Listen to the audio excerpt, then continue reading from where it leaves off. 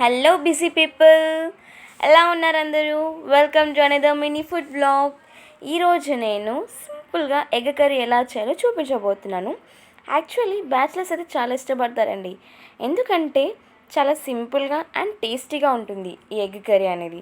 So ఎప్పుడైనా మీరు observe చేశారా, మన ఇంట్లో ఏం వెజిటబుల్స్ లేనప్పుడు మనకు ఫస్ట్ వచ్చే థాట్, మమ్మీ ఫ్రిడ్జ్లో ఎగ్స్ ఉన్నాయా? అంతేనండి, ఇక వంట రాని వాళ్ళకు కూడా రోజు మొత్తం మాస్టర్ చెఫ్ అయిపోతారు. సో మీరు ఎప్పుడైనా ఎక్స్పీరియన్స్ చేస్తే do let me know in comments అండి. సో ముందే ఈ కర్రీ కావాల్సింది మనకి బాయిల్డ్ ఎగ్స్ కొన్ని మనం బాయిల్ చేసేసి పెట్టేసుకోవాలి, అండ్ సన్నగా ఆనియన్స్ టమాటోస్ కట్ చేసి పెట్టుకోవాలి, అండ్ కొంచెం కొత్తిమీర మెంతిని కూడా కట్ చేసి పెట్టేసుకోండి. సో ఇంతలో ఒక బౌల్ తీసుకొని దాంట్లో కొంచెం ఆయిల్ వేసేసుకొని ఈ బాయిల్ చేసుకున్న ఎగ్స్కి కొన్ని ఇట్లా కట్ మార్క్స్ పెట్టేసుకొని వాటిని ఆ ఆయిల్లో బాగా ఫ్రై చేయాలండి.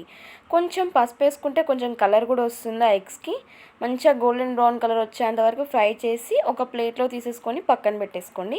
ఇప్పుడు అదే ఆయిల్లో మనం కట్ చేసుకున్న ఆనియన్స్ని వేసుకొని బాగా కలపండి, పచ్చివాసన పోయేంత వరకు కలిపేసి కొంచెం సాల్ట్ వేయండి. సో అప్పుడు తొందరగా ఫ్రై అవుతాయి ఆనియన్స్. గోల్డెన్ బ్రౌన్ కలర్ వచ్చేంత వరకు కలిపేసేయండి. దాంట్లో కొంచెం చిటికెడు పసుపు వేయండి, ఎందుకంటే మనకి ముందే ఆయిల్లో కొంచెం పసుపు ఉంది కాబట్టి కొంచెం పసుపు వేయండి. అండ్ కొంచెం అల్లం వేసి బాగా కలపండి. దాంట్లో మనం కట్ చేసి పెట్టుకున్న కొత్తిమీర అండ్ పుదీనాని కూడా వేసి బాగా కలిపేసేయండి. అండ్ కొంచెం టమాటాలు కూడా కట్ చేసుకున్నాం కదా, ఆ టమాటోస్ కూడా వేసి బాగా కలిపేసి మూత పెట్టేసేయండి. ఆయిల్లో బాగా ఫ్రై అయితే మంచి టేస్ట్ వస్తుందండి కర్రీకి.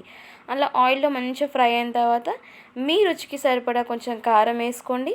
అండ్ మేమైతే తక్కువ తింటాం కాబట్టి కొంచెం ఒక టేబుల్ స్పూన్ వేసేసుకున్నాము. దాంట్లోనే అండ్ మేము వేసుకున్నాము గరం మసాలా అండ్ ధనియాల పౌడర్ వేసుకొని బాగా కలిపి మూత పెట్టేసుకున్నాము. ఆయిల్లో మంచిగా ఫ్రై అయిందండి. సో దాంట్లోనే కొంచెం సూప్ కావాలి అనుకుంటే ఇలా వాటర్ యాడ్ చేసేసుకోవచ్చు. మంచిగా వాటర్ యాడ్ చేసుకున్న దాంట్లో మనం ముందుగా ఫ్రై చేసి పెట్టుకున్న ఈ ఎగ్స్ ఉన్నాయి కదండి, వాటిని వేసేసి మంచిగా మూత పెట్టేసి చూడండి ఇలా అయిపోతుంది. లాస్ట్కి ఏం చేస్తారు, కొంచెం కొత్తిమీర తీసేసుకొని ఇలా గార్నిష్ చేసేసుకుంటే సింపుల్గా టేస్టీగా ఉండే కర్రీ మనకి రెడీ అయిపోతుంది.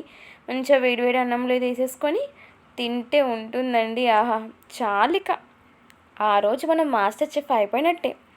సో ఇలాంటి మంచి మంచి వీడియోస్కి మన ఛానల్ని సబ్స్క్రైబ్ చేసేసుకోండి. Thank you.